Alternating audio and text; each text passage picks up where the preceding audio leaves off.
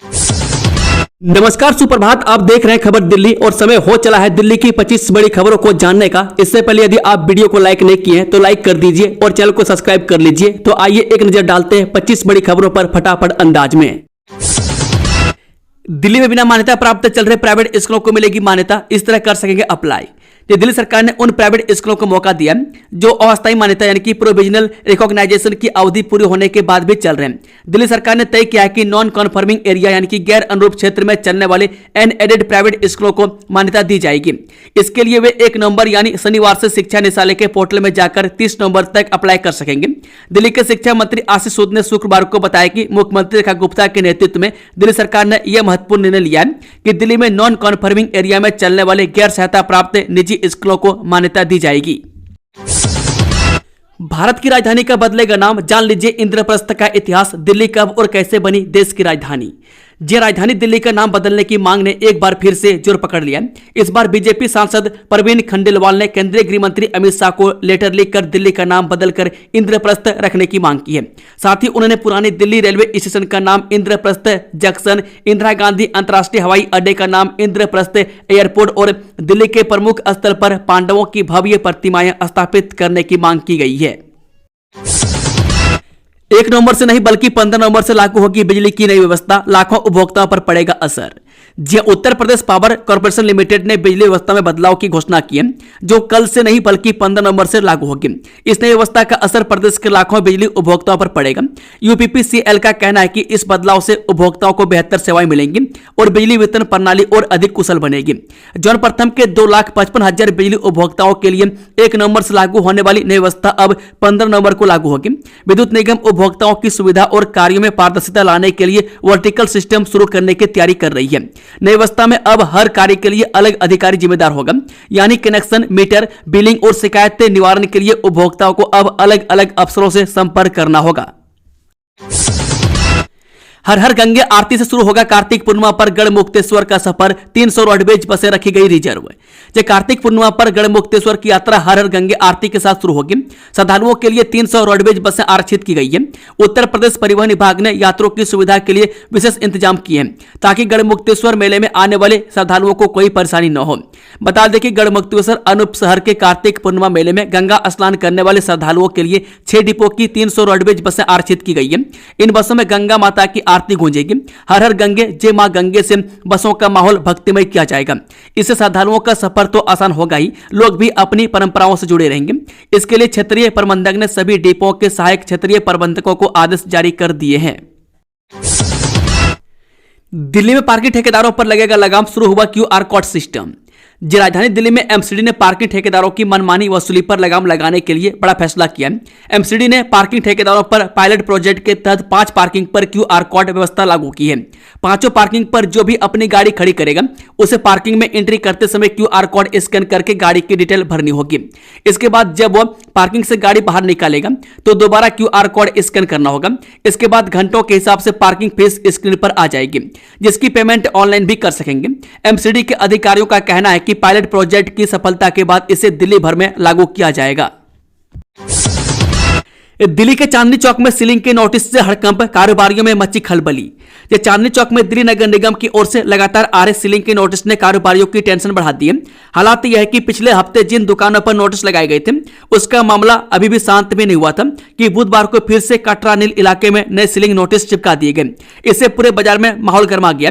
कारोबारी लगातार सरकार और लोकल सांसद से मदद की गुहार लगा रहे हैं। बताया जा रहा है कि सांसद ने सीलिंग के मसले को जड़ से खत्म करने के लिए 9 कारोबारियों की एक टीम बनाई है। दिल्ली नगर निगम की तरफ से अब तक चांदनी चौक की कई दुकानों को सील किया जा चुका है। में अब साइबर ठगी पर तुरंत दर्ज होगी FIR। राजधानी में 1 नवंबर से शुरू हुई नई व्यवस्था। देश में बढ़ते साइबर अपराधों के बीच पीड़ितों के लिए बड़ी राहत की खबर आई है। अब 1 लाख रुपए या उससे अधिक की ऑनलाइन ठगी के मामलों में तुरंत FIR दर्ज होगी। यह नई व्यवस्था 1 नवंबर से पूरे देश में लागू हो चुकी है। जानकारी के अनुसार अब ऐसे मामलों में लोगों को थाने के चक्कर नहीं लगाने पड़ेंगे। शिकायत केवल एक कॉल या ऑनलाइन माध्यम से की जा सकेगी। राष्ट्रीय साइबर हेल्पलाइन नंबर 1930 या वेबसाइट cybercrime.gov.in के माध्यम से पीड़ित शिकायत दर्ज कर सकते हैं। यदि ठगी की रकम 1 लाख रुपए या उससे अधिक है तो FIR अपने आप ऑनलाइन दर्ज हो जाएगी। पहले यह सुविधा केवल 10 लाख रुपए से अधिक की धोखाधड़ी पर लागू होती। नई व्यवस्था से FIR प्रक्रिया तेज होगी और पीड़ितों को शुरुआती राहत तुरंत मिलेगी। दिल्ली वाले ध्यान दें, जल्दी से निपटाएं ये काम वरना मार्च तक कट जाएगा पानी का कनेक्शन। ये दिल्ली जल बोर्ड ने LPSC माफी स्कीम खत्म होने के बाद लंबे समय से बकाया न चुकाने वाले 15 लाख से अधिक उपभोक्ताओं के पानी कनेक्शन काटने की तैयारी कर ली है, जबकि 31 जनवरी 2026 तक सिर्फ मूल राशि जमा करके पूरा सरचार्ज माफ करवाया जा सकता है। दिल्ली सरकार ने बकायेदारों को झटका देने की तैयारी कर ली है। अगले मार्च में लेट पेमेंट सरचार्ज यानी कि LPSC माफी योजना खत्म होते ही लंबे समय से बकाये वाले उपभोक्ताओं के पानी के कनेक्शन काट दिए जाएंगे। दिल्ली जल बोर्ड की यह वन टाइम स्कीम 14 अक्टूबर से शुरू हुई है, जिसमें घरेलू ग्राहक 31 जनवरी 2026 तक सिर्फ मूल राशि चुकाकर पूरा सरचार्ज माफ करवा सकते हैं। फरवरी से मार्च तक पेमेंट करने वालों को 70% की छूट मिलेगी। पीएम मोदी ने किया डिजिटल जनजातीय संग्रहालय का उद्घाटन, वीर आदिवासी नायकों को किया नमन। देश के पहले डिजिटल ट्राइबल म्यूजियम का उद्घाटन प्रधानमंत्री नरेंद्र मोदी ने किया। छत्तीसगढ़ के 25वें स्थापना दिवस पर पीएम मोदी ने यह सौगात जनता को दी। इस डिजिटल म्यूजियम में आदिवासियों का जनजीवन, जन नायकों की गौरव गाथा, लोक संस्कृति को नवीन तकनीक के साथ वर्चुअल रियलिटी के माध्यम से प्रस्तुत किया गया। आदिवासी संग्रहालय को देखने के बाद पीएम मोदी ने इसकी जमकर सराहना की। पीएम ने कहा कि इस म्यूजियम को देखकर हम ये समझ सकते हैं कि कैसे हमारे वीर नायकों ने देश की आजादी और समाज को बदलने की दिशा में काम किया। गाजियाबाद में 3E मॉडल पर काम करेगी ट्रैफिक पुलिस, 50 लाख लोगों को करेंगे जागरूक। गाजियाबाद ट्रैफिक पुलिस सड़क सुरक्षा को लेकर 3E मॉडल यानी एजुकेशन, इंजीनियरिंग, इन्फोर्समेंट पर काम करेगी। गाजियाबाद में ट्रैफिक व्यवस्था को लगातार बेहतर बनाने की कोशिश की जा रही है। इसी महीने गाजियाबाद में इंटीग्रेटेड ट्रैफिक मैनेजमेंट सिस्टम की भी शुरुआत तो होने जा रही है। ट्रैफिक पुलिस की कोशिश है कि सड़क हादसों पर लगाम लगाने के लिए लोगों को जागरूक करना, नियमों का उल्लंघन करने वालों पर कार्रवाई करना और बेहतर रोड इंजीनियरिंग कारगर साबित हो सकते हैं। एक खेलों में उत्कृष्ट प्रदर्शन करने वाले कर्मचारी के साथ असंवेदनशील रवैया अपनाने पर हाईकोर्ट ने भारतीय रेलवे पर लगाया जुर्माना। दिल्ली हाईकोर्ट ने खेलों में उत्कृष्ट प्रदर्शन करने वाले कर्मचारियों के साथ असंवेदनशील रवैया अपनाने पर भारतीय रेलवे पर कड़ी नाराजगी जताई है। जस्टिस नवीन चावला की अध्यक्षता वाली बेंच ने उत्तर रेलवे के कर्मचारी और मुक्केबाज अजय कुमार को उनकी पदक विजेता उपलब्धियों के लिए मिलने वाली वेतन बढ़ोतरी के लिए कोर्ट का दरवाजा खटखटाने पर टिप्पणी की। कोर्ट ने रेलवे पर 20,000 रुपए का जुर्माना भी लगाया। कोर्ट ने कहा कि उम्मीद की जाती है कि संबंधित अधिकारी भविष्य में उन कर्मचारियों के साथ निष्पक्षता और सम्मानपूर्वक व्यवहार करेंगे जो रेलवे को पदक दिलाकर गौरवान्वित करते हैं, और रेलवे प्रशासन इन कर्मचारियों को उनके खेल की मान्यता के लिए गैर जरूरी मुकदमेबाजी में नहीं धकेलेंगे। MCD के MTS कर्मचारियों ने समान वेतन के लिए समिति के आश्वासन के बाद 32 दिन से चल रही हड़ताल की खत्म। दिल्ली के महापौर राजा इकबाल सिंह ने शुक्रवार शाम बताया कि दिल्ली नगर निगम के MTS यानी कि PH अनुबंधित कर्मचारी जो अपनी विभिन्न मांगों को लेकर हड़ताल पर बैठे थे, उन्होंने दिल्ली नगर निगम के सदन द्वारा गठित समिति से मिले आश्वासन के बाद अपनी हड़ताल समाप्त कर दी। उन्होंने कहा कि MTS यानी कि PH अनुबंधित कर्मचारियों की मांगों के समाधान के लिए नगर निगम ने 10 सदस्यीय समिति का गठन किया था। इस समिति ने कर्मचारियों के प्रतिनिधियों से विस्तृत चर्चा की और उनकी समस्याओं व मांगों को गंभीरता से सुना। समिति ने यह आश्वासन दिया कि कर्मचारियों की सभी वैध और उचित मांगों पर नियमानुसार कार्रवाई की जाएगी। महापौर राजा इकबाल सिंह ने कहा कि दिल्ली नगर निगम अपने हर कर्मचारी के हितों की रक्षा के लिए प्रतिबद्ध है। MTS यानी कि PH अनुबंधित कर्मचारी मच्छर जनित डेंगू, मलेरिया, चिकनगुनिया जैसे बीमारियों की रोकथाम में अहम भूमिका निभाते हैं। उनकी मांगों का समाधान नियमानुसार और पारदर्शी प्रक्रिया के माध्यम से किया जाएगा ताकि भविष्य में किसी प्रकार की असमानता या असंतोष की स्थिति न बने। दिल्ली में 121 मोहल्ला क्लिनिक के स्टाफ को किया गया टर्मिनेट, कर्मचारियों का छलका दर्द, जाने किसने क्या कहा। दिल्ली सरकार की ओर से डिस्पेंसरी या हॉस्पिटल्स के 1 किलोमीटर के नजदीक स्थित 121 मोहल्ला क्लिनिक को जल्द ही बंद करने का निर्णय लिया है। मैं कुछ दिन पहले ही सरकार की ओर से आदेश जारी कर इन 121 मोहल्ला क्लिनिकों के सामान की इन्वेंट्री लिस्ट 25 अक्टूबर तक मांगी गई थी। इसके बाद अब इन मोहल्ला क्लिनिक में कार्यरत स्टाफ को भी टर्मिनेट कर दिया। स्टाफ को 2 सप्ताह का नोटिस दिया गया। उसके बाद उन्हें मोहल्ला क्लिनिक से अपनी ड्यूटी को खत्म करके अपने घर जाना है। सरकार के इस निर्णय से मोहल्ला क्लिनिक के कर्मचारी परेशान हैं। उनको अपने बेरोजगार होने के बाद रोजी रोटी कमाने की चिंता सताने लगी है। इन 121 मोहल्ला क्लिनिक से पहले सितंबर माह में सरकार ने किराए और पोटा केबिन में चल रहे 31 मोहल्ला क्लिनिकों को भी बंद कर दिया था। इसके बाद अब 121 मोहल्ला क्लिनिकों को बंद करने का निर्णय लिया गया। अब किराए पर चल रहे 49 और मोहल्ला क्लिनिकों को बंद करने का ऑर्डर दिल्ली सरकार के आम आदमी मोहल्ला क्लिनिक प्रोग्राम के कोऑर्डिनेटर की तरफ से निकाला गया है।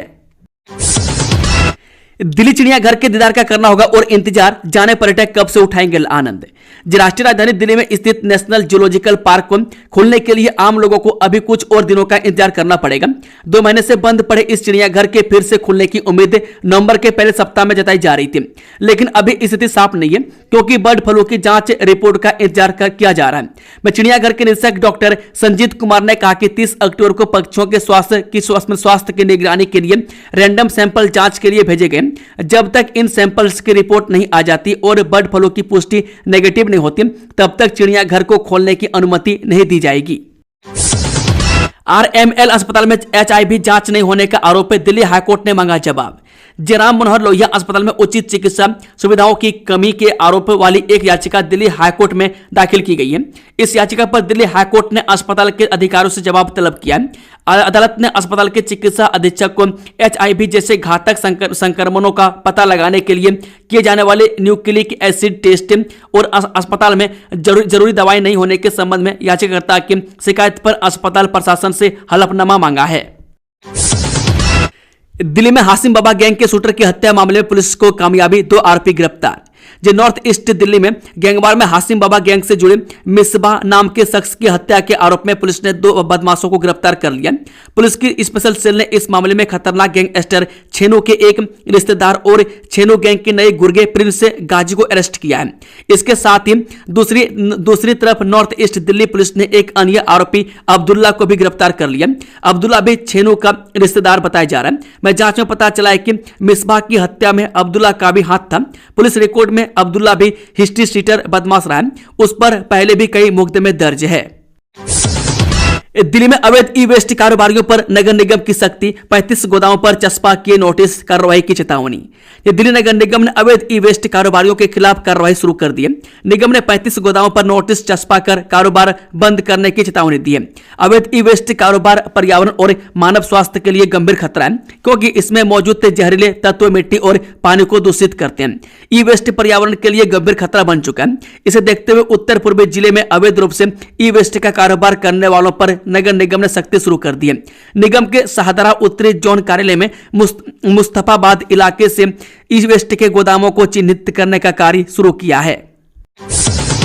सूरजकुंड अंतर्राष्ट्रीय हस्तशिल्प मेले की तैयारी शुरू, 31 जनवरी से जुटेंगे शिल्पी। सूरजकुंड अंतर्राष्ट्रीय हस्तशिल्प मेले की तैयारी शुरू हो गई है।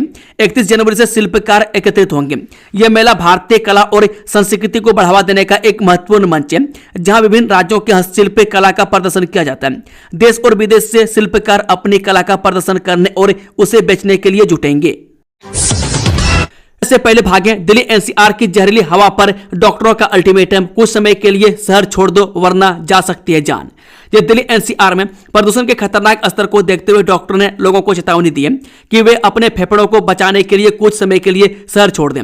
डॉक्टरों का कहना है कि जहरीली हवा स्वास्थ्य के लिए गंभीर खतरा है और बच्चों, बुजुर्गों और सांस के मरीजों को विशेष सावधानी बरतनी चाहिए। ऐसा इसलिए क्योंकि दिल्ली में वायु प्रदूषण की यह स्थिति दिसंबर के मध्य तक बनी रह सकती है। साथ ही यह भी जोड़ा कि हर कोई दिल्ली नहीं छोड़ सकता, लेकिन जिन्हें पुरानी बीमारी है या जो ऑक्सीजन पर है, अगर वो आर्थिक रूप से सक्षम है तो दिसंबर के मध्य तक कम प्रदूषित जगह पर और अस्थायी रूप से चले जाएं। यही इस समय उनके लिए सबसे सुरक्षित विकल्प है। बनेगा सरदार पटेल का विशाल स्मारक, बीजेपी सांसद ने केंद्र सरकार से की मांग। ये दक्षिण दिल्ली के सांसद रामवीर सिंह बिथोड़ी ने कहा कि नेहरू गांधी परिवार ने सरदार पटेल को उचित सम्मान नहीं दिया। उन्होंने दिल्ली में सरदार पटेल का विशाल स्मारक बनाने का अनुरोध किया ताकि उनकी देशभक्ति और अखंड भारत के सिद्धांत को समझा जा सके। उन्होंने यह भी कहा कि सरदार पटेल को भारत रत्न की उपाधि नरसिंह राव के प्रधानमंत्री रहते मिली और मोदी सरकार ने उन्हें उचित सम्मान दिया है। यह बातें दक्षिणी दिल्ली सांसद रामवीर सिंह बिथोड़ी ने कॉन्स्टिट्यूशन क्लब में शुक्रवार को ज्ञान गंगोत्री विकास संस्था की ओर से आयोजित सरदार पटेल के सपनों का भारत विषय कार्यक्रम में कही। सरदार पटेल को 150वीं जयंती पर श्रद्धांजलि अर्पित करते हुए कहा कि लोह पुरुष दृढ़ इरादों के प्रतीक और सच्चे जननायक थे।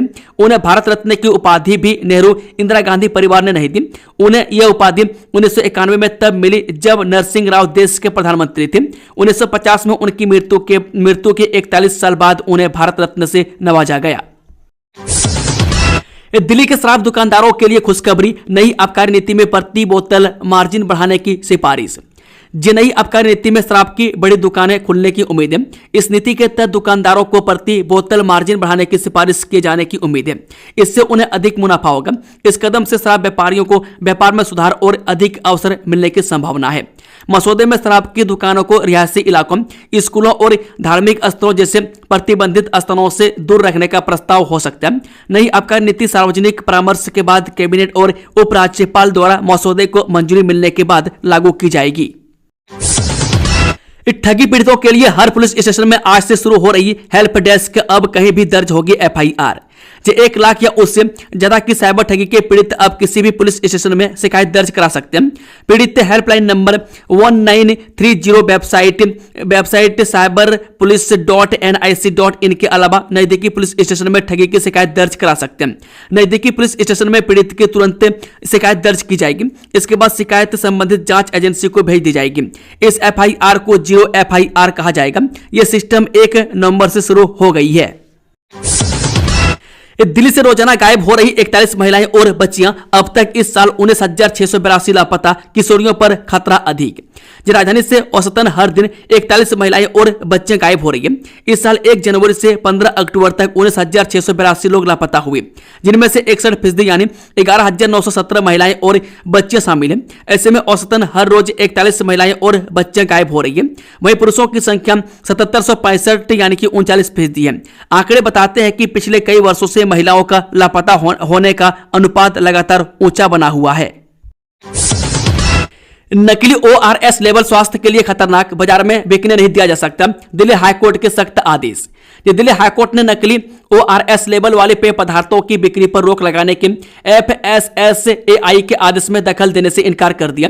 कोर्ट ने कहा कि नकली ORS लेबल स्वास्थ्य के लिए खतरनाक है और इन्हें बाजार में नहीं बेचा जा सकता। अदालत ने यह भी कहा कि जन स्वास्थ्य के लिए खतरा बने रहने की अनुमति नहीं दी जा सकती है और ऐसे उत्पादों के निर्माण और बिक्री पर प्रतिबंध जारी रहेगा। 10 जनवरी से भारत मंडपम में होगा ज्योतिष, आयुष और वेलनेस का संगम। 20,000 लोग होंगे शामिल। भारत मंडपम में 10 से 18 जनवरी तक नक्षत्र मेला आयोजित होगा, जिसमें आयुर्वेद भी शामिल होगा। यह नक्षत्र मेले का 19वां और आरोग्यम का दूसरा संस्करण है। इस मेले में आध्यात्मिकता, स्वास्थ्य और भारतीय परंपरा का संगम होगा। 150 से अधिक प्रतिभागी अपने उत्पादों के साथ हिस्सा लेंगे और लगभग 20,000 लोगों के शामिल होने की उम्मीद है। प्रवेश निःशुल्क रहेगा। दिल्ली हाईकोर्ट ने दी Anand Vihar metro station foot over bridge के पास मां भगवती जागरण की अनुमति, रखी ये शर्तें। दिल्ली हाईकोर्ट ने Anand Vihar metro station foot over bridge के पास मां भगवती जागरण के आयोजन को कुछ शर्तों के साथ अनुमति दे दी है। कोर्ट ने 1 नवंबर को रात 9 बजे से सुबह 4 बजे तक नियमों का पालन करते हुए मां भगवती जागरण करने की अनुमति दी है। यह फैसला आयोजकों द्वारा दायर याचिका पर सुनवाई के बाद आया।